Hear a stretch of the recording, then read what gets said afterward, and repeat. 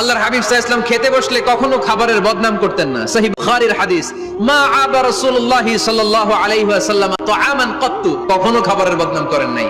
এই 63 বছরের জীবনে কখনো না, একবারও না। ইনিশতাহাহু আকালাহু, ভাল লাগলে খাইতেন, বেশি বেশি খাইতেন। ওয়া ইন কারিহাহু তারাকা, ভালো না লাগলে রেখে দিতেন, ওটার দিকে তাকাতেন না। কিন্তু কখনো বলেন নাই লবণ বেশি হইছে, কখনো বলেন নাই ঝাল বেশি হইছে, এগুলো বললেন না। বলবেন? খাবারের বদনাম করবেন না। খাবেন, খাওয়ার শেষে শুকরিয়া করবেন কার? ঘরে কোরআন তেলাওয়াত করবেন, ঘরে কোরআন তেলাওয়াত করবেন প্রতিদিন। ফজরের পরে প্রতিটা পরিবার থেকে সুমধুর কোরআনের ধ্বনি ভেসে আসতে হবে। প্রতিটা ঘরেই যেন কোরআনের সুমধুর বাণী উচ্চারিত হয়। কোরআন যেটা মুখস্থ করবেন স্ত্রীকে শোনাবেন, স্ত্রী আপনাকে শোনাবে। প্রতি মাসের জন্য একটা সূরা নির্ধারণ করেন। কোনটা?